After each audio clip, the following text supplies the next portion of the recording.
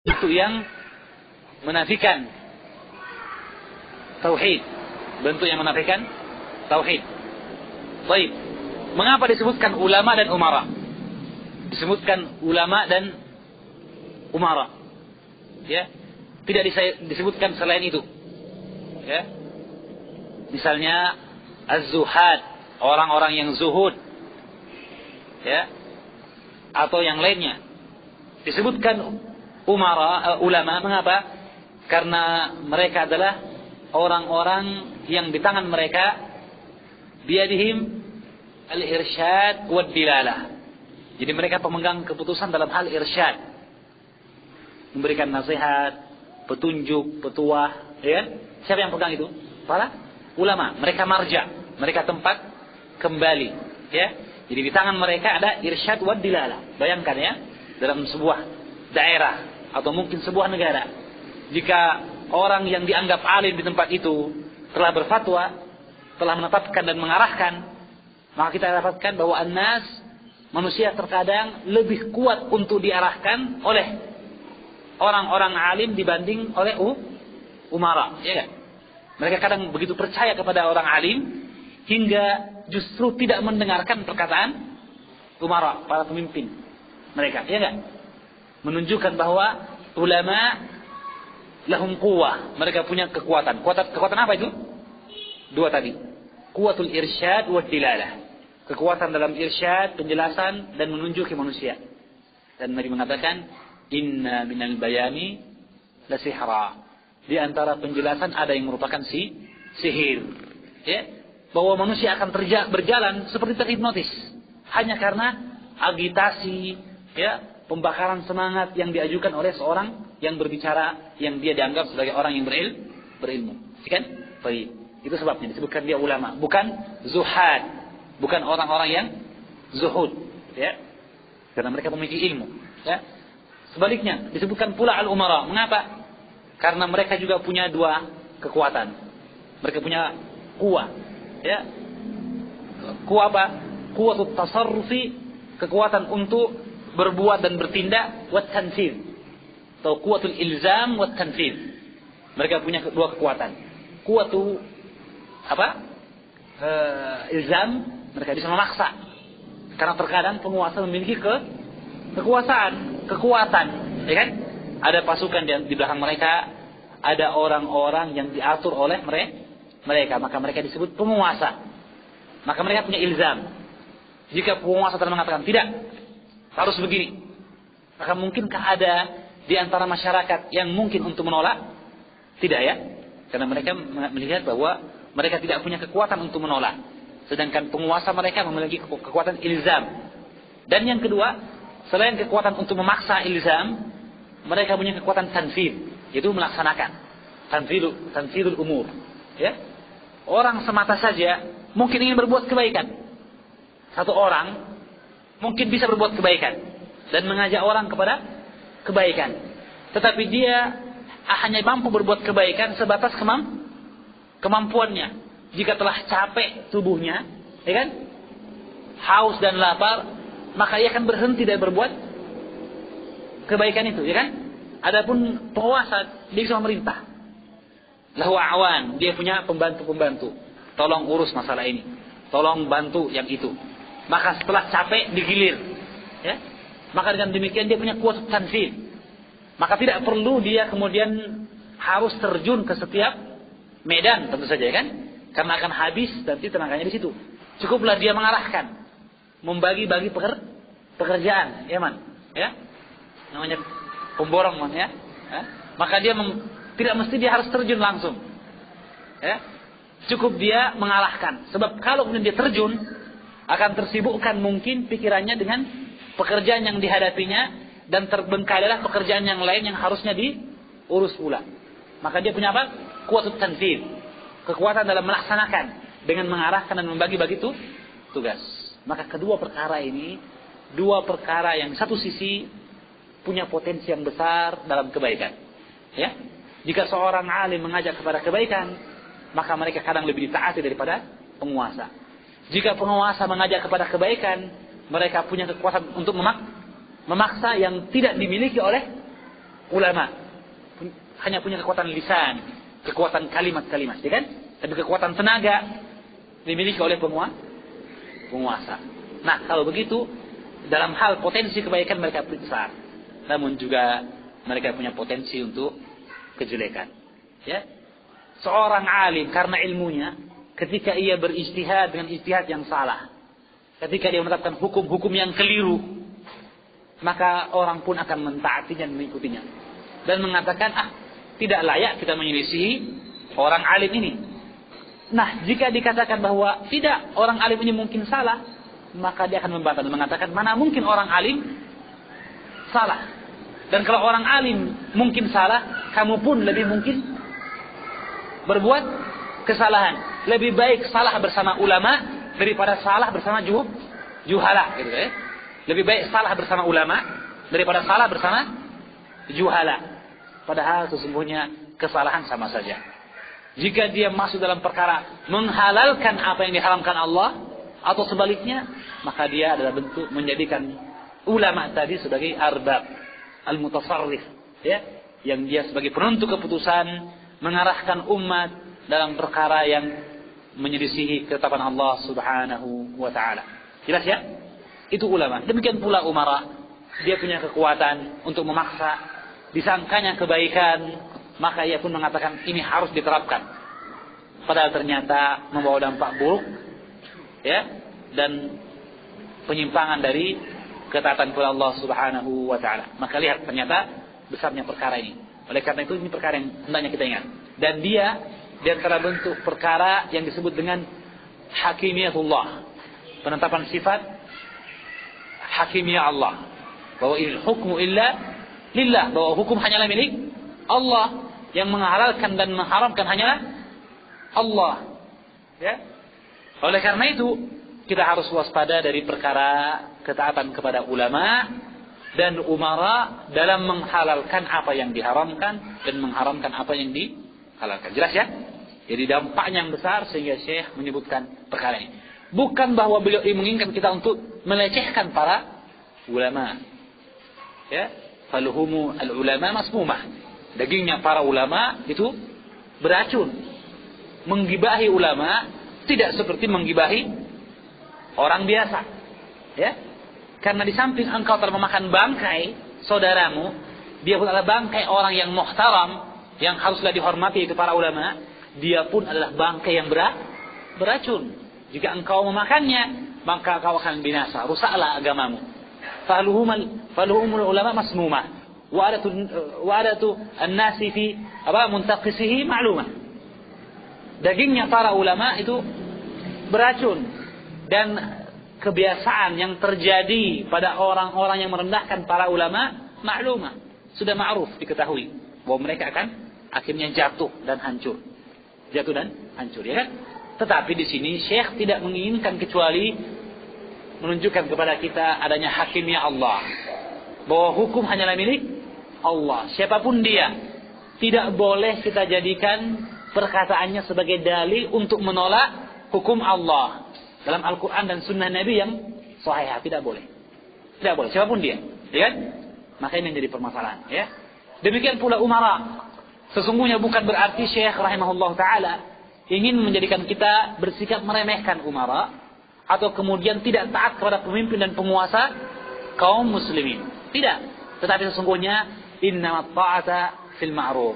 Innamat ta'atu fil ma'ruf. Sesungguhnya ketaatan dalam perkara yang ma'ruf, dalam perkara kebaikan. Dan meskipun dia punya kekuatan, tidaklah kekuatan dia menyebabkan kita meninggalkan ketaatan kepada Allah Subhanahu wa ta'ala. Itulah sebabnya kata Syekh Abdul Rahman bin Nasir Sa'di, Allah menyebutkan dalam surah Nisa, wa ati'ullah wa ati'ur rasul wa ulil amri minkum. Taatlah kepada Allah dan taatlah kepada Rasulnya. Dan Allah tidak mengulang dengan mengatakan dan taatlah kepada ulil amri. Tidak. Hanya disebutkan dalam bentuk idhafah, wa ulil amri minkum, menunjukkan ketaatan kepada para penguasa dan para ulama dalam ketaatan, atau diikutkan tabi'atun li ta'atillahi wa rasulih, akan ketaatan kepada Allah dan Rasulnya sallallahu alaihi wasallam. Saya kira jelas ya mengapa disebutkan taat kepada ulama dan umara, karena bahaya yang ada pada mereka berdua dan kedudukan mereka. Perkara yang kedua yang kita ingin ingatkan, perkataan Syekh, fi tahrimi ma ahallallahu aw tahlili ma harramahullah, dalam mengharamkan apa yang dihalalkan dan menghalalkan apa yang diharamkan. Apa yang didahulukan? Apa yang didahulukan? Ya, mengharamkan apa yang dihalalkan Allah Subhanahu wa taala. Jadi bahwa Allah telah menghalalkan perkara itu, tapi seseorang mengharamkannya. Kenapa? Karena taat kepada penguasanya atau mengikuti seorang alim. Ya, didahulukan dia dari menghalalkan apa yang diharamkan. Ada isyarat di sini, menunjukkan perkara pertama lebih besar mudaratnya dan dosanya dibanding perkara yang kedua. Paham? Seorang yang menghalalkan apa yang diharamkan Allah itu jauh lebih berbahaya daripada orang yang menghalalkan apa yang diharamkan. Dipahami? Ini kita butuh terangan ya. Apa sih bedanya? Sama-sama merubah hukum Allah, ya kan? Sama-sama merubah hukum Allah. Halal menjadi haram, haram menjadi halal. Tapi mengapa dikatakan menghalalkan apa yang haram lebih berbahaya, atau mengharamkan apa yang halal lebih berbahaya daripada menghalalkan apa yang diharamkan? Mengapa? Karena sesungguhnya kata Syekh Muhammad Shalih Al-Utsaimin bahwa kita mengetahui adanya kaidah yang dipetik dari surah Al-Baqarah, "Huwallazi khalaqa lakum ma fil ardi jami'an." Bahwa al-aslu fil asya' al-ibahah wal hil. Hukum asalnya segala sesuatu adalah dia dihalalkan. Dihalalkan. Segala sesuatu hukum asalnya adalah halal, bukan ibadah ya. Adapun dalam hal ibadah, al-aslu fihi at-tahrim, asalnya adalah pengharaman. Atau dalam perkara dunia ya, bahwa hukum asalnya dia halal. Itu hukum asal. Maka jika seseorang kemudian dia menghalalkan apa yang sebenarnya haram, maka berarti dia pada hakikatnya mengembalikan kepada hukum asal. Meskipun di sini mungkin dia menghalalkannya karena taat kepada pemimpin atau seorang alim, tetapi dia kembali kepada hukum asal, bahwa hukum asal dalam segala sesuatu adalah halal, sehingga perkaranya lebih ringan ya, dalam keadaan dia tidak mengetahui bahwa dia lebih ringan. Kenapa? Karena memang hukum asal adalah halal ya. Adapun seseorang dia mengharamkan apa yang dihalalkan Allah Subhanahu wa taala, maka ini adalah bentuk jinayahnya lebih besar. Kenapa? Karena berarti dia seolah-olah melakukan istidrak, membantah dan mengkritik hukum yang telah dihalalkan Allah sebelumnya dengan mengatakan tidak, kami haramkan saja. Kami haramkan saja. Dan ini seperti perbuatan orang-orang musyrik. Orang-orang musyrik ketika mereka haram as-sawaiba, mereka mengharamkan hewan-hewan tertentu yang dikatakan ini adalah untuk sembahan-sembahan mereka. Ya kan? Padahal hukum asalnya sembelihan ini adalah apa? Hewan ini adalah hewan yang halal. Tapi mereka kemudian haramkan. Ya? Maka tentu saja di sini dia telah keluar dari perkara yang ringan dalam agama dan beranjak kepada perkara yang lebih berat, yaitu mengharamkan apa yang halal. Ya, pada hukum asalnya adalah halal. Maka dari sisi ini perkara mengharamkan apa yang halal lebih berat dari perkara mengharamkan menghalalkan apa yang haram. Mengharamkan apa yang halal lebih berat dari menghalalkan apa yang diharamkan. Ya, wallahu a'lamu bissawab. Ya, oleh karena itu ada isyarat dengan disebutkannya lebih dahulu perkara mengharamkan apa yang dihalalkan. Meskipun semuanya adalah perkara yang berbahaya. Ya, semuanya adalah penetapan seseorang sebagai pengatur dan penetap urusan. Ya, wala taqulu lima tasifu alsinatukumul kadhiba hadza halalun wa hadza haramun litaftaru 'ala Allah. Janganlah kalian mengatakan dengan apa yang disifatkan dari lidah kalian dari kedustaan, mengatakan ini halal, ini haram, untuk kalian berdusta atas nama Allah Subhanahu wa taala, ya. Maka tentu saja semuanya ada perkara yang diharamkan. Baik. Maka ikhwani fid din rahimakumullah. Sekali lagi perhatikan apa yang disebutkan tadi dari keterangan bahwa sesungguhnya perkara ini disebutkan oleh Syekh sebelum masalah hukum bi ghairi ma anzalallah, untuk menunjukkan kepada kita bahwa perkara ini merupakan bentuk berhukum kepada selain Allah. Seorang yang taat kepada seorang alim ataupun kepada pemimpin dalam perkara yang menyelesaikan hukum Allah, maka dia telah berhukum dengan selain hukum Allah Subhanahu wa taala. Maka Syekh mengatakan, wa qala Ibnu Abbas, berkata Abdullah bin Abbas, ya, yushiku an tanzila alaikum hijaratun minas sama', aqulu qala Rasulullah sallallahu alaihi wasallam wa taquluna qala Abu Bakr wa Umar. Dalam riwayat yang lain, aqulu qala Allah wa qala rasuluhu wa taquluna qala Abu Bakr wa Umar. Hadisnya sahih Bukhari, dalam kisah yang panjang ketika Abdullah bin Abbas radhiyallahu taala anhu menyebutkan tentang petunjuk Nabi dalam haji, yaitu tamattu. Ya, tamattu.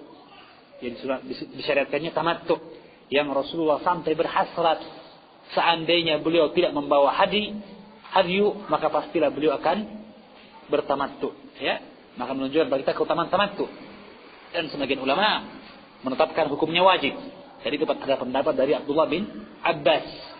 Nah, ketika kemudian dibantah dia bahwa sesungguhnya Abu Bakar dan Umar radhiyallahu taala anhuma tidak melakukannya, tidaklah berbuat kecuali ifrat, mengifratkan haji, hanya melaksanakan ibadah haji, maka beliau pun berkata seperti ini, ya, aku khawatir, kata beliau, yushiku an tanzila alaikum, hampir saja akan turun kepada kalian hijaratun minas sama', batu dari langit, ya. Dan turunnya batu dari langit itu bukanlah perkara yang aneh, ya kan? Telah menimpa umat terdahulu dari siapa? Pasukan Abraha, tarmihim bihijaratin min tin, ya, bisa lihat min sijil, faja'alahum ka'asfin ma'kul, ya. Mendapatkan bahwa batu-batu yang turun menimpa Abraha dibawa oleh burung-burung. Maka hujan batu bukanlah perkara yang aneh, dibawa oleh hewan-hewan dari tentara Allah Subhanahu wa taala, atau mungkin karena selain itu, seperti yang menimpa siapa? Kaum Lut, hasiban illa ala Lutin najjaynahum bisahar, ya. Ya, apa? Dalam surah apa itu? Al-Qamar, ya? Ya. Ya. Najzi man syakar. Ya, sebelumnya awal ayatnya. Setelah sayhatan wahidan fakanu kahasibil mustadir, kemudian setelah itu, ya, ala kulli hal hasiban, ya. Hasiban disebutkan adanya hasab, ya, batu-batu yang dilemparkan kepada kaum Lut alaihissalam, ya. Ya, maka ini menunjukkan bahwa perkara datangnya azab dalam bentuk batu yang berjatuhan bukanlah perkara yang aneh. Dan kita dapatkan bahwa apa yang terjadi pada manusia sekarang ini, dari longsor yang menimpa mereka, atau semburan lahar panas, atau lemparan dari debu-debu dari gunung berapi, bahkan batu-batu, adalah perkara yang terjadi dalam kehidupan mereka. Maka boleh jadi dia azab dari Allah Subhanahu wa taala. Maka di sini diperingatkan oleh Abdullah bin Abbas, yushiku an tanzil alaikum hijaratan minas sama', hampir-hampir akan turun menimpa kalian batu dari langit. Itu azab seperti yang menimpa umat-umat terdahulu. Mengapa? Karena penyelisihan kalian kepada Rasulullah. Aqulu qala Rasulullah sallallahu alaihi wasallam, aku berkata, bersabda Rasulullah, wa taquluna qala Abu Bakr wa Umar, sedangkan kalian berkata, berpendapat Abu Bakar dan berpendapat Umar bin Khattab. tentu saja kita mengetahui bahwa kedua sahabat Nabi ini adalah sahabat yang paling mulia. Mereka adalah diantara khulafa ar-rasyidin yang diperintahkan kita untuk mengikuti sunnah mereka. Alaikum bisunnati wa sunnati khulafa'ir rasyidin al-mahdiyyin min ba'di. Ya. Bahkan dalam sebuah hadis yang lain Rasulullah mengatakan, "Iqtadu bil ladaini min ba'di, Abi Bakrin wa Umar." Ya, Abu Bakr wa Umar. Iqtadu bil ladaini min ba'di. Ikutilah bil ladaini min ba'di, dengan dua orang yang datang sesudahku, yaitu Abi Bakr wa Umar, Abu Bakar dan Umar. Ikutilah mereka. Ya, menunjukkan keutamaan Abu Bakar dan Umar radhiyallahu taala anhuma. Tetapi tentu saja keutamaan mengikuti mereka dalam perkara-perkara yang tidak ada penyelisihannya kepada sunnah Nabi sallallahu alaihi wasallam. Maka Abdullah bin Abbas menyebutkan Abu Bakar dan Umar karena kejadian yang latar belakang kisah ini. Aku berkata, Rasulullah bersabda, kalian mengatakan Abu Bakar dan Umar. Maka dikonfrontasikan antara perkataan mereka, berkata Abu Bakar dan Umar dengan perkataan Rasulullah sallallahu alaihi wasallam, menunjukkan tidak layaknya. Ya. Dan disebutkan keduanya mengapa? Karena ini berkaitan dengan kejadian yang latar belakangi kisah tersebut, ya kan? Betul-betul bahwa pendapat tentang tamattu yang lebih utama yang dialah sabda Nabi dibantah dengan perkataan Abu Bakar dan Umar tidak berbuat seperti itu. Ya. Sisi yang kedua, bahwasanya Abu Bakar dan Umar adalah orang yang terbaik dari umat ini. Dan khalifah yang terdahulu yang diperintahkan kita untuk mengikuti sunnahnya. Jika keduanya tidak boleh, tidak bisa digunakan perkataannya, apalagi perkataan selain mereka berdua. Oleh karena itu Imam Asy-Syafi'i dalam Ar-Risalah mengatakan, ajma'a al-ummah, telah bersepakat umat ala man istadana alaihi sunnatu Rasulillah sallallahu alaihi wasallam, bahwa barang siapa telah jelas kepadanya sunnah Rasulullah, lam yajuz lahu, ya, atau la yajuz lahu, atau la yahilla lahu, tidak halal baginya ay yad'ahu liqauli ahadin minan nas, tidak layak baginya, tidak halal baginya, tidak boleh baginya meninggalkan perkataan Nabi karena perkataan siapapun dari manusia. Ya, sedangkan Abu Bakar dan Umar tidak boleh. Ya, maka jelas saya kira keterangan tentang hadis ini. Berkata Syekh Al-Qara'awi dalam Syarhul Ijmali, "Lamma kanat at-ta'atu naw'an min al-ibadah, la tasihhu li ahad min al-khalqi istiqlalan." Tatkala ketaatan merupakan bentuk ibadah, karena di antara bentuk dan ruha ibadah, bahwa ibadah terputar pada porosnya, dan poros ibadah adalah apa? Ada 3 poros ibadah. Al-hubbu wa kamalu al-dhulli, yaitu kecintaan yang sempurna dan zul, perendahan diri yang sempurna pula. Yang tamamul zul ini tadi atau kamalul zul ini tadi mencakup 2 perkara itu, khauf wa raja. Khauf wa raja. Mahabbah, ya. Tamamul hubbi wa kamalu az-zulli, yang diambil dari kalimat abu'u laka bi ni'matika alayya wa abu bi dhanbi faghfirli fa innahu la yaghfiru dzunuba illa anta, dalam sahih istighfar, ya. Maka 2 perkara, al-hubbu waz-zul, penghinaan diri, perendahan diri, ya.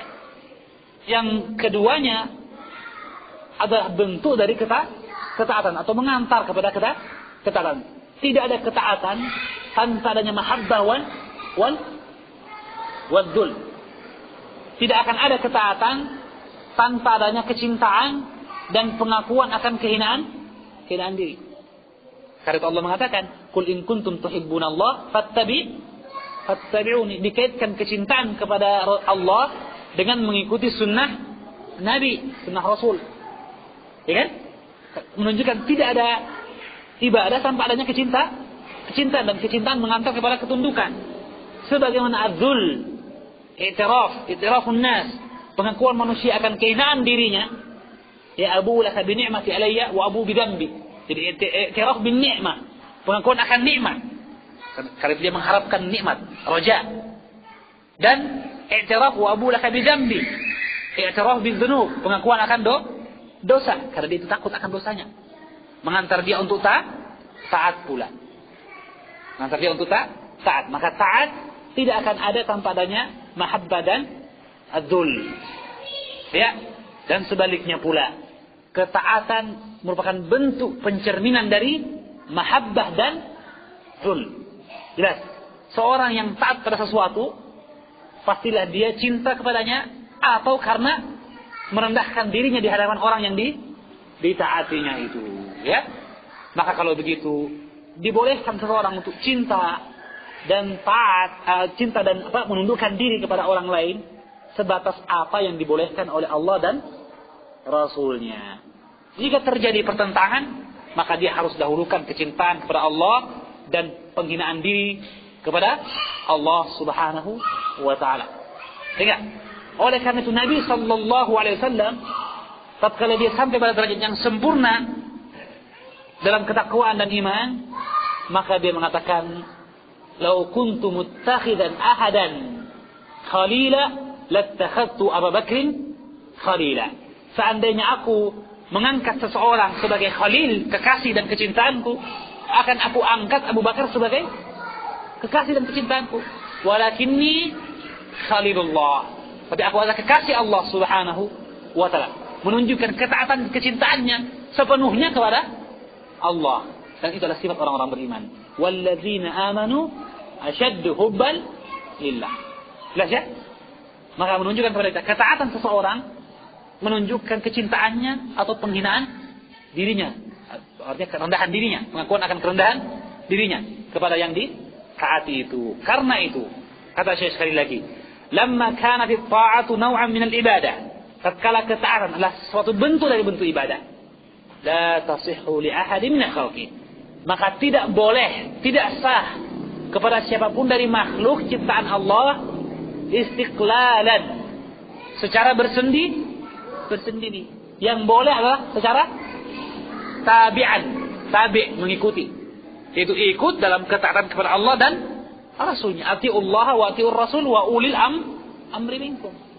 Karena itu Allah menyebutkan dalam ayat tadi, surah An-Nisa tadi, dua asnaf, dua golongan dalam manusia yang ketaatan kepada mereka adalah kebaikan dunia dan akhirat. Siapa itu? Ulil amri. Siapa mereka? Kata Mujahid, ulama dan umara. Ketaatan pada ulama kebanyakan akan mengantar kita kepada kebaikan akhirat. Iya. Ya kan? Kata kita beramal, ketaatan dan sebagainya karena nasihat dan wasiat mereka. Iya. Maka kebaikan akhirat insyaallah. Kemudian sebaliknya, umara, pemimpin, penguasa. Mereka melaksanakan kepentingan-kepentingan dan mengatur urusan masyarakat. Dengan itu akan teraturlah kehidupan masyarakat. Salahud dunia.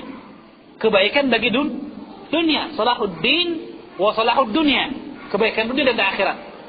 Maka ulil amri minkum disebutkan pada mereka dalam tafsir ulil amri adalah dua golongan yang ketaatan kepada mereka akan dicapai dengannya kebahagiaan di dua tempat, akhirat dan dunia. Tetapi ingat, meskipun ada ada keutamaan yang diinginkan dari keduanya, kebaikan dunia dan akhirat, sesungguhnya ketaatan kepada mereka tabi', hanyalah mengikut kepada ketaatan Allah dan Rasulnya. Ati'ullah wa ati'ur Rasul.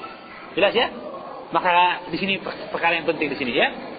Jadi la tasihhu istiqlalan, tidak sah secara bersendiri.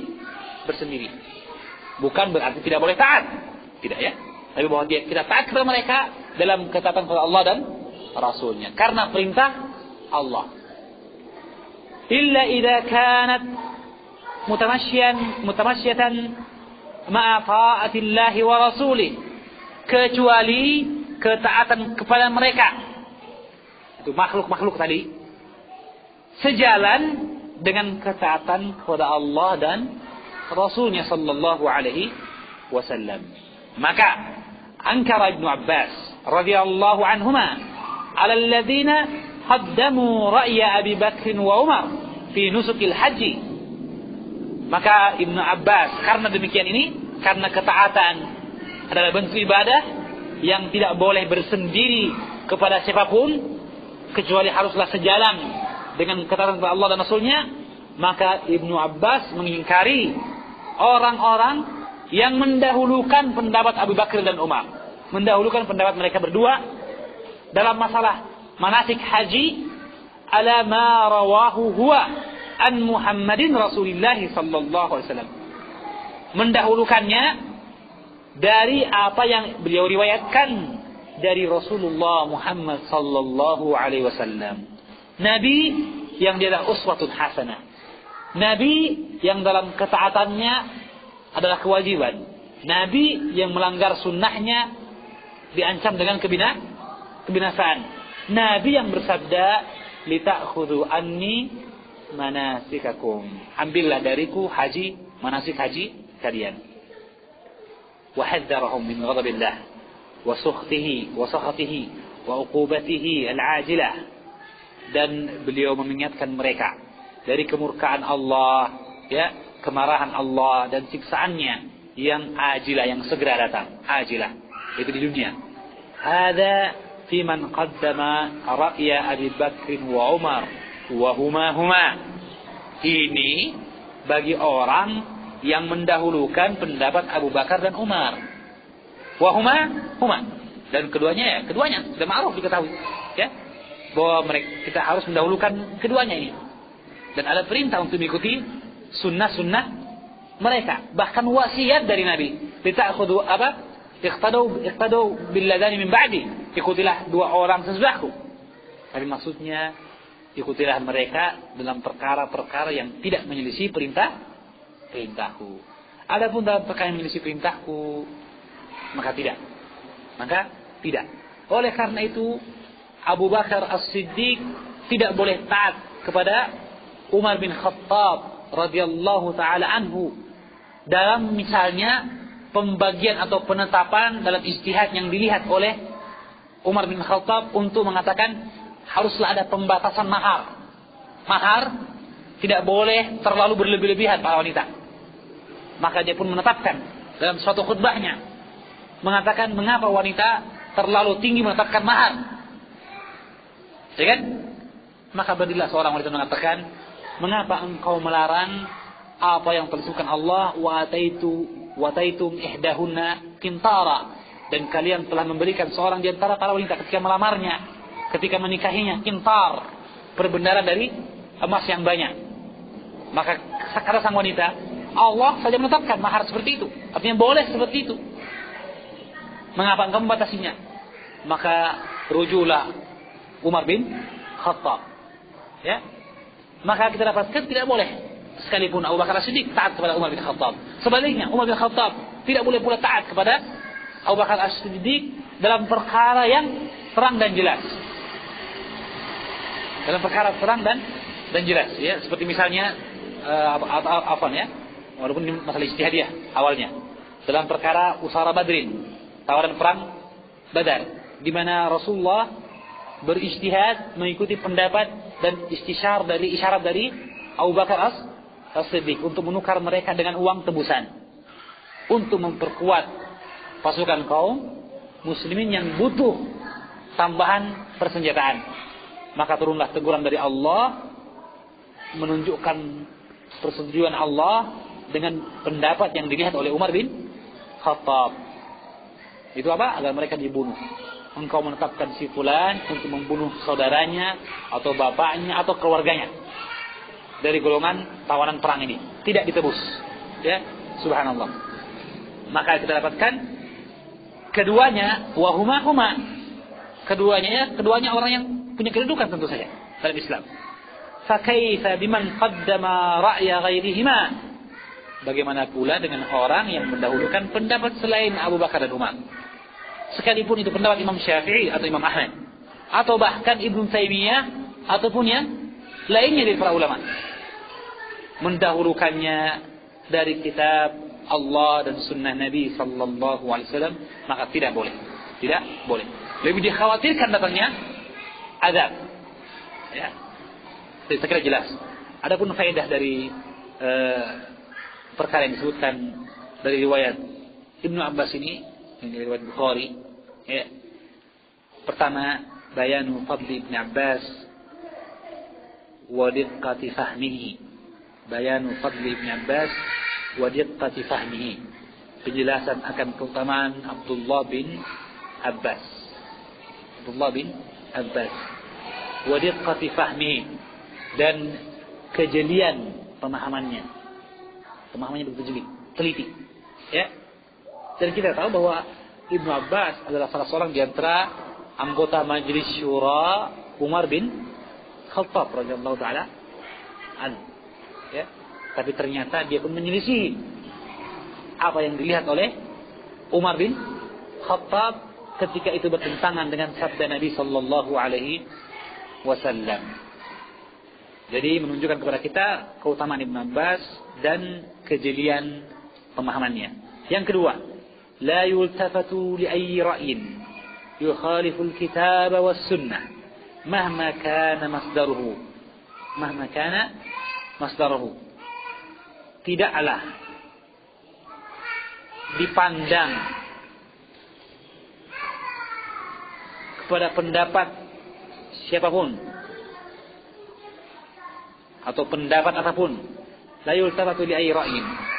Kita tidaklah perlu memandang pendapat apapun yang menyelisih Al-Quran dan Sunnah. Mahma kana masdarahu, ya. Bahwa bagaimanapun masdar, sumber dari ra'yu pendapat tersebut. Paham maksudnya? Ya. Artinya dari siapapun pendapat itu datangnya. Tidak perlu kita lihat pendapat itu jika telah bertentangan dengan Al-Quran dan Sunnah Nabi. Artinya referensi apapun, masdar aja apa namanya, pijakan apapun, jika menyelesaikan Al-Quran dan Sunnah maka dia tertolak. Ya. Yang ketiga, wujubul ghadabi min ajlillahi wa rasulih.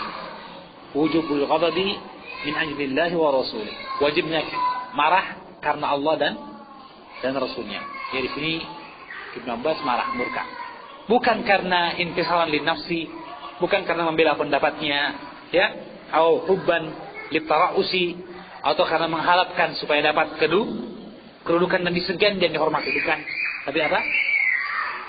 Nusratan li dinillah, membela agama Allah Subhanahu wa taala. Dan disebutkan dalam sebuah hadis bahwa Rasulullah sallallahu alaihi wasallam adalah seorang yang sabar, penyantun sekali. Tetapi tidaklah ada yang Rasulullah lebih marah selain ketika diinjak-injak hurmatullah, apa yang diharamkan Allah. Ketika diinjak, maka Allah sangatlah marah, sangatlah murka. Ya. Baik.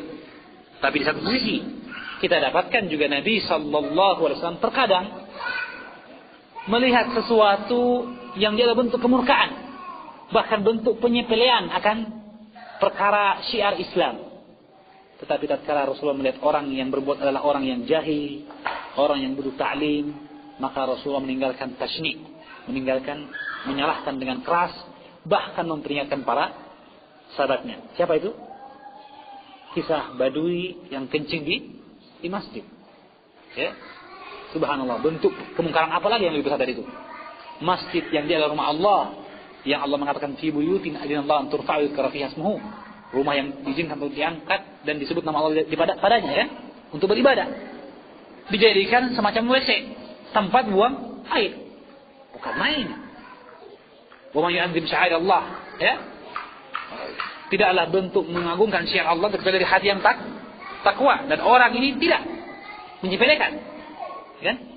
Tapi Nabi tidak mengkafirinya, bahkan melarang para sahabatnya yang hendak mengingkari dengan keras. Fa'aradu an yuzrimuhu, mereka ingin kemudian mencari keras, mengumpatnya. ya, maka Nabi mengatakan la utrukuhu, tinggalkan dia hingga dia menyelesaikan hajatnya setelah dimaksud dengan baik. Maka orang ini setelah mendengarkan nasihat dan peringatan, akhirnya berdoa dengan doanya, Allahumma irhamni warham Muhammadan wala tarham ghairana. Ya Allah, rahmatilah aku, rahmatilah Muhammad yang menegur saya dengan baik, jangan rahmati yang lain. Ya, subhanallah ya. Karena ta'thir, pengaruh dari dakwah Nabi yang begitu lembut. Ya, menunjukkan al-aslu fi da'wati al-lin. Asalnya dakwah lembut, ya. Wallahu a'lam bissawab. Baik. Tetapi ketika dalam perkara yang merupakan bentuk pengingkaran akan hukum Allah dalam perkara yang besar, Nabi mengatakan qultum walladzi nafsi biyadi kama qalat banu Israil ij'al lana ilahan kama lahum alihah. Masalah apa? Penggantungan senjata untuk cari barokah yang dia mengantar kepada kesyirikan. Pun mereka Abu Waqid Al-Laitsi dan para sahabatnya yang lainnya hadithu ahdin bi kufrin, baru masuk Islam. Tapi masalah akidah, masalah perkara besar, adanya pengaruh dari perbuatan mereka dahulu di zaman jahiliyah, yaitu berbuat syirik, maka diingkari. Baik, saya kira jelas. Keterkaitan hadis dengan bab ini bahwa riwayat Ibnu Abbas menunjukkan kepada kita pengharaman mendahulukan pendapat siapapun dari makhluk terhadap sunnah Nabi, mendahulukannya dari sunnah Nabi sallallahu alaihi wasallam. Dan Ibnu Abbas mengharamkan hal ini karena dia adalah bentuk syirik kepada Allah dalam ketaatan. Artinya menduakan ketaatan. Harusnya taat kepada Allah, dia pun taat kepada selain Allah. Ya, maka bentuk syirik dalam ketaatan. Asyirku fit ta'ah. Syirkun fit ta'ah. Jadi mengantar kepada kesyirikan dalam ketaatan. Ya, subhanallah. Baik, Syekh Abdul Rahman bin Hasan Fathul Majid menyebutkan kepada kita tentang faedah dari hadis ini juga dalam halaman 464 dari Fathul Majid. Beliau mengatakan faedah dari hadis Ibnu Abbas ini, wa hina idzin fala udra liman istafta an yanzura fi madahib ulama wa ma istadalla bihi kullu imamin wa ya'khudhu min aqwalihim ma dalla alaihi ad-dalil idza kana lahu milkatun yaqtadiru biha ala dhalik. Oleh karena itu, hina idzin, ketika ini seperti kasusnya Ibnu Abbas tadi, maka tidaklah ada udzur, tidak ada fala udra, tidak ada udzur, artinya bahwa dibolehkan liman istafta bagi orang yang minta fatwa, atau yang liman ustuftiya misalnya sini ya, bagi orang yang dimintai fatwa, an yanzura fi madahib ulama, untuk melihat baginya atau untuk melihat mazhab para ulama. Wa ma istadalla bihi kullu imamin, dan apa yang dijadikan dalil oleh setiap imam. Jadi boleh bagi dia ya untuk berdalil, untuk melihat pendapat para ulama dan melihat dalil mereka, wa ya'khudhu min aqwalihim, dan mengambil dari pendapat mereka ma dalla alaihi dalil. Fala udra, artinya tidak ada udzur bagi mereka, ya. Tidak ada udzur bagi mereka untuk melihat perkataan para ulama dan mengambil dalil dari setiap imam dan perkataan mereka dari apa yang dipunyai oleh dalil tersebut, jika dia memiliki kemampuan. Idza kana lahu milkatun, jika dia memiliki kemampuan, yaqtadiru biha ala dzalik, yang mampu dia untuk melihat perkataan dan dalil tersebut. Kama qala ta'ala, fa in tanaza'tum fi syai'in farudduhu ila Allah war Rasul. Jika kalian berselisih suatu perkara, maka kembalikanlah kepada Allah dan Rasulnya. Di sini perintah kepada orang yang berselisih untuk kembali kepada dalil, bukan kembali kepada orang yang mengarahkan dalil tersebut. Ya, jadi tidak ada uzur bagi seorang yang minta fatwa atau dimintai fatwa, tapi dia mampu untuk melihat dalil tidaklah uzur baginya untuk kemudian melihat perkataan para ulama, kemudian setelah itu melihat dalil mereka dan mengambil pendapat mereka sesuai dengan dalil tersebut, padahal dia mampu untuk melihatnya. Maka dia mempelajari sendiri atau dia melihat keterangan dari Al-Quran Sunnah Nabi tersebut, tentunya dengan kaidah ilmu, bukan dengan perasaan, bukan dengan apa yang dia rasa lebih mudah, tidak, ya. Maka di sini ada isyarat akan perkara tersebut. Maka ketika para sahabat atau sebagian sahabat atau sebagian tabi'i ingin mengambil pendapat Abu Bakar As-Siddiq dan Umar bin Khattab, padahal ada keterangan hadis Nabi yang jelas, maka Ibnu Abbas mengingkari perbuatan mereka. Seolah-olah beliau mengatakan, kalian tidak punya uzur untuk mengambil pendapat Abu Bakar As-Siddiq dan Umar bin Khattab, manakala ada hadis Nabi yang sahih. Farudduhu ila Allah wa Rasul. Kembalikan kepada Allah dan Rasulnya. Ya. Sekali lagi, ini bukan berarti kita mengabaikan penjelasan para ulama. Ya. Kita menjadikan penjelasan mereka membantu kita memahami. Tetapi ketika telah jelas keterangan hadis Nabi, maka tidak boleh kita menyelisihinya. Ya. Seperti pengingkaran misalnya para ulama terhadap ulama mazhab Syafi'i yang mengatakan bahwa sesungguhnya misalnya daging onta, kata mereka, tidak membatalkan wudu. Tidak membatalkan wudu. Kenapa? Karena ada keterangan dari hadis Nabi, kana akhirul amrain tarkul wudu mimma massatin nar. Adalah perkara yang terakhir, tidak perlu berwudu dari makanan yang tersentuh api. Artinya makanan yang dimasak, tidak perlu berwudu lagi. Sekarang ini ulama Syafi'i yang mengatakan daging apa saja termasuk daging onta jika dimakan tidak membatalkan wudu. Padahal keterangan yang sahih jelas dalam riwayat Muslim, Rasulullah ditanya tentang afana tawaddu min luhumil ibil, apa kita berwudu dari daging onta baik yang dimasak maupun yang mentah, dan ada yang dimakan mentah. Kata beliau apa? Naam, ya, berwudu. Sehingga kata Imam Nawawi, hadis ini merupakan hujjah tentang batalnya wudu karena makan daging unta. Subhanallah. Padahal dia mazhabnya Syafi'i juga, ya.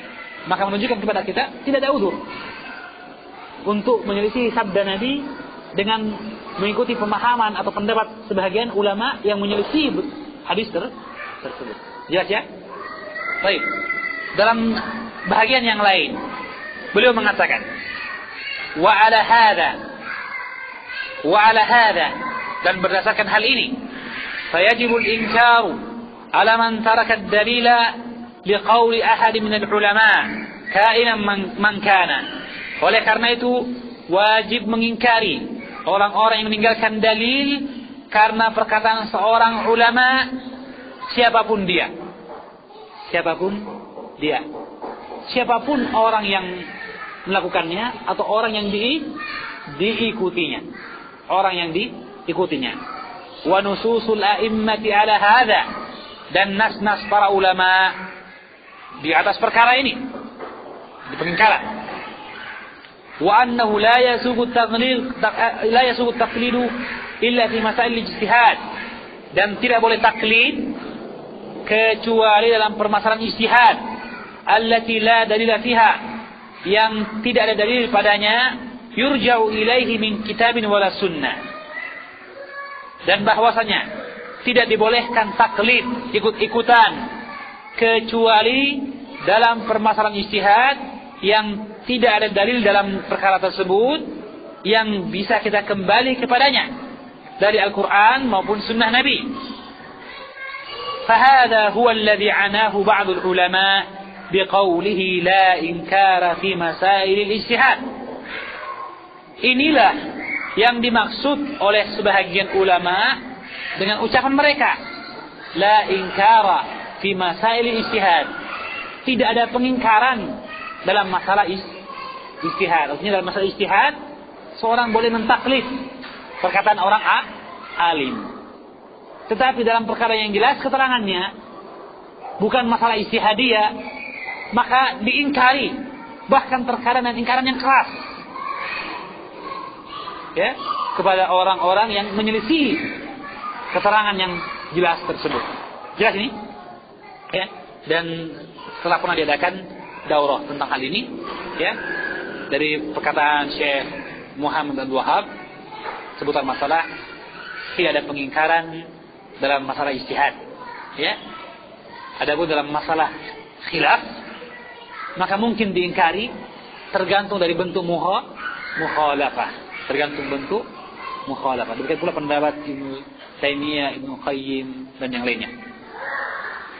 Wa amma man khalafa al-kitab was sunnah fayajib ar-radd.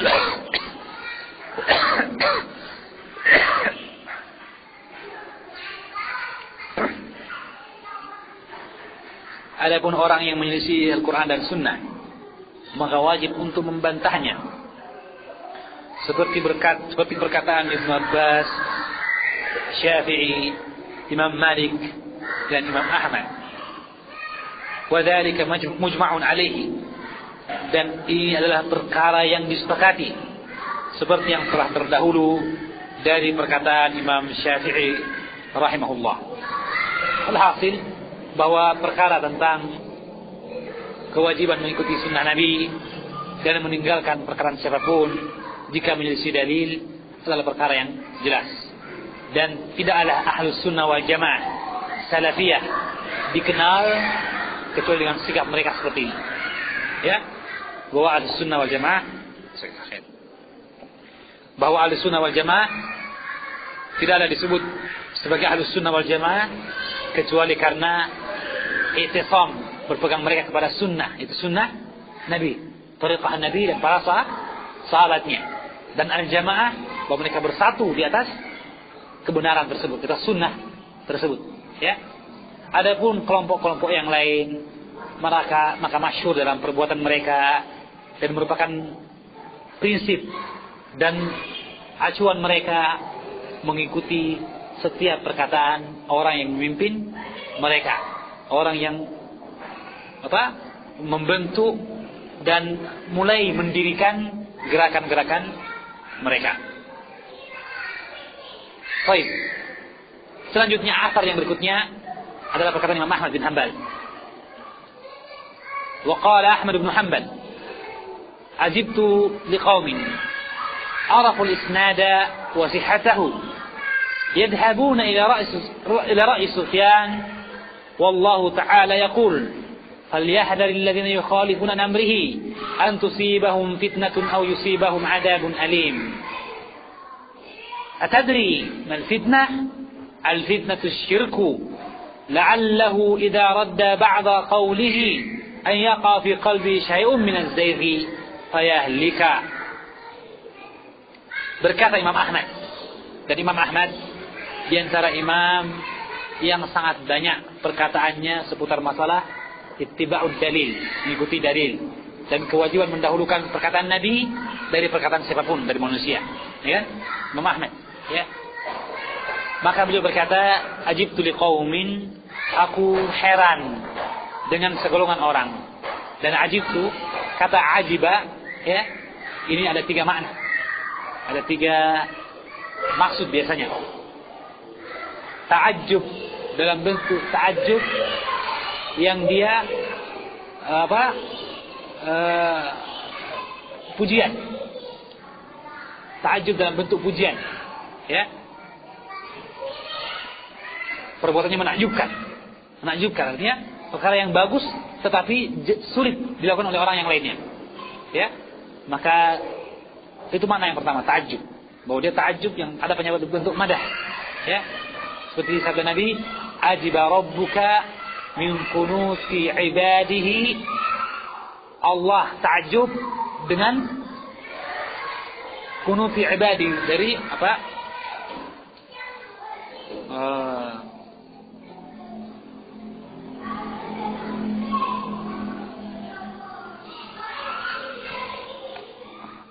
Bisa diwakilkan mana itu juga, ya. Wallahu a'lam bishawab. Bahwa ajiba rabbuka min kunuti ibadihi, Allah ta'ajjub dengan keputusasaan seorang hamba ya, ketika dia dalam kesempitan, ya, yang ia putus asa akan faraj atas dilepaskannya dari musibah, padahal Allah mengetahui inna farajahu qarib, sesungguhnya dia akan sebentar lagi akan dilepaskan dari apa yang menimpanya dari musibah tersebut. Juga ta'ajjub bisa berarti pengingkaran, seperti di sini, ya,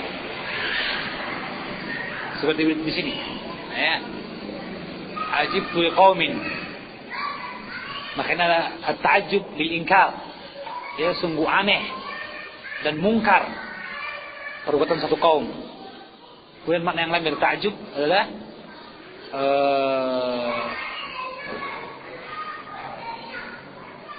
ada 3, ya, Allah alam bisawab. Disebutkan oleh Syekh Ibnu Utsaimin dalam Qaul Mufid dari bentuk ta'ajjub tersebut. Pertama ta'ajjub istihsan, dan yang kedua ta'ajjub istingkar atau ingkar, ya, istingkar yang tadi ini. Adapun ajab istihsan seperti hadis Aisyah, kana Rasulullah sallallahu alaihi wasallam yu'jibuhu at-tayammun fi tana'uli wa tuhurihi wa fi sya'nihi kullihi. Ada Nabi yu'jibuhu yastahsinu at-tayammun, beliau menganggap baik istihsan. Ta'ajjub istihsan menunjukkan bahwa dia adalah bentuk yang bagus, atau ta'ajjub dalam arti ingkar, dan di sini dalam arti ingkar. Ajibtu liqaumin, aku ta'ajjub, yaitu mengingkari keadaan satu kaum araful isnada, yang dia mengetahui isnad.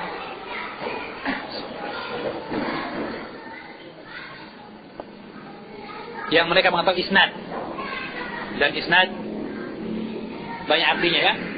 Ada 3 artinya. Isnad artinya rantai perawi, isnad artinya adalah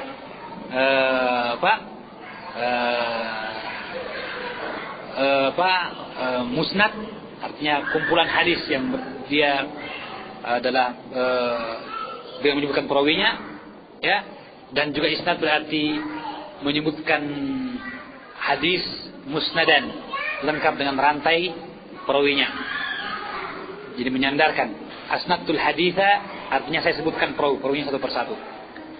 Ajibtu liqaumin araful isnada, aku ta'ajjub dari suatu kaum yang mereka mengetahui isnad, dan isnad yang maksud adalah rantai perawinya dia tahu.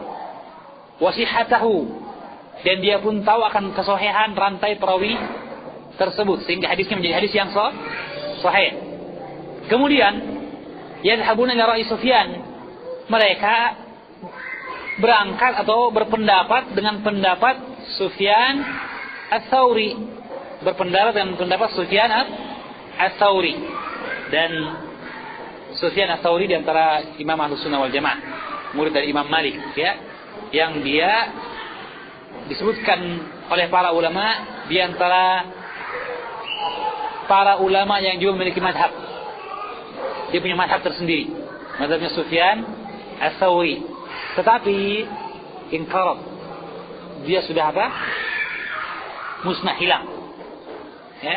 Jadi dia pun punya mazhab seperti hanya mazhab Malik, mazhab Imam Ahmad, dia juga punya mazhab, ya. Tetapi kemudian kurang masyhur, kurang yang mengajarkannya, akhirnya kemudian inqaraba, dia hilang, hapus, usang, ya. Karena itu Imam Ahmad menunjukkan dia ila Ra'i Sufyan, karena pada zaman Imam Ahmad masih masyhur mazhab dari Imam Sufyan Ats-Tsauri. Makanya mengatakan bahwa seseorang mengetahui sanad dan kesahihan riwayat, tetapi kemudian ia berpendapat atau mengambil pendapat Imam Sufyan Ats-Tsauri, pada Allah telah berfirman dalam surah Nur, falyahdharil ladzina yukhalifuna an amri, hendaklah berhati-hati, hendaklah waspada orang yang menyelisihi perintah Allah atau perintah Nabi. Yukhalifuna an amrihi, mukhalafah, dia di antara khalafa yukhalifu, dia yata'adda binafsi. Harusnya yukhalifu amrahu. Yukhalifu amrahu. Tapi di sini dibentukkan bentuk objeknya, ta'diyahnya dalam bentuk an amrihi. Kenapa? Karena mewakili makna i'rad. Yuriduna an amrihi. Mereka berpaling dari perintah Rasul. Jadi mukhalafahnya dalam bentuk apa? Mukhalafah i'rad. Menyelisih dalam arti berpaling. Sudah jelas keterangan, malah dia menyelisihinya. Ya? Karena orang yang tidak punya ilmu, kemudian dia mengambil satu pendapat dan ternyata keliru, orang ini juga menyelisih kebenaran, kan? Menyelisih. Tapi menyelisihnya bukan dalam bentuk i'rad, tidak, tapi khata. Apa maksudnya? Dia salah bukan karena sengaja, tapi adda ilahi ijtihaduhu. Dia berijtihad. Dia sangka itu benar, maka dia sebenarnya menyelisih juga, tetapi menyelisih dalam keadaan dia keliru, bukan sengaja. Adapun dia kan yukhalifu an amrihi, menyelisih dari perkara, di sana ada arti i'rad, berpaling. Dia menyelisihi setelah jelas dan terang. Jelas ini, ya? Artinya ada hadis Nabi, tetapi dia ambil pendapat Sufyan ats-Tsauri. Maka orang seperti ini adalah orang yang dikatakan yukhalifuna an amrihi. Adapun mukhalafatul amr menyelisih perkara, perintah, tidak mesti mukhalafah an amri. Jelas ya? Bedakan kekuatan makna jika dia ditakdiyah dengan an, yang artinya bentuk i'rad, berpaling. Kemudian amru di sini bukanlah bentuk mufrad dari umur, perkara, tapi dia bentuk mufrad dari awamir, perintah. Yukhalifuna an amri an awamirihi, dan dia mufrad mudhaf. Amrun mufrad, dia didhafahkan kepada dhamir kembali kepada Rasulullah. An amrihi, amri Rasul, yang dia yufidu al-umum, menunjukkan keumuman. Mufrad mudhaf yufidul umum, memberikan faedah umum. Artinya apa? Artinya umur. Menyelisih perkara-perkara Rasul. Perkara-perkara Rasul, atau artinya apa? Perintah-perintah Rasul. Tidakkah mereka takut an tusibahum fitnah, akan menimpa mereka fitnah, au yusibahum adzabun alim, fitnah atau azab yang pedih. Baik. Mana yang lebih berbahaya? Fitnah atau azab? Keduanya berbahaya, ya, tentu saja. Azab juga bahaya, tentu saja. Fitnah juga berbahaya, tentu saja. Tapi fitnah lebih berbahaya. Karena disebut dia fitnah karena yuftinun nas. Disebut dia fitnah karena apa? Memfitnah artinya dalam menjebak seseorang, membuat orang salah mengira, menipu seseorang. Lain dengan azab, dia telah jelas bahwa dia ada. Ya? Adapun fitnah, terkadang seseorang menyangka dia dirahmati Allah dari rezeki yang datang bertubi-tubi, padahal dia sedang difitnah oleh Allah, diuji, dan akhirnya akan diseret jika dia keliru ke dalam neraka. Na'udzubillahi min dzalik. Kenapa? Dia fitnah. Karena itu Allah menyebutkan tentang harta, anak-anak, istri, dia adalah fitnah. Ya kan? Kenapa? Karena bisa menjadi penyebab kita mendekatkan diri kepada Allah, atau bahkan bisa menjadi pengantar kita menuju neraka. Na'udzubillahi min dzalik. Kalau begitu fitnah lebih berbahaya, dan Nabi senantiasa mentahdir kita, memperingatkan kita dari bahaya-bahaya yang akan datang menimpa umatnya. Maka fitnah berbahaya sekali, ya, karena itu Allah mendahulukannya daripada azab yang alim. Yang tentu saja fitnah, jika seorang gagal darinya, pasti juga akan mengantar kepada azab, ya. Maka kemudian Imam Ahmad berkata, atadri mal fitnah? tahukah kamu apakah fitnah itu? Tahukah kamu apakah fitnah itu? Maka beliau berkata, al-fitnatu asyirku. Fitnah adalah kesyirikan. Artinya apa? Seorang berbuat syirik. Pertanyaan, bagaimana bentuk syiriknya? Apakah dia menyembah patung? Apakah dia mencari berkah kepada selain Allah? Apa bentuk syiriknya, Pak Maman?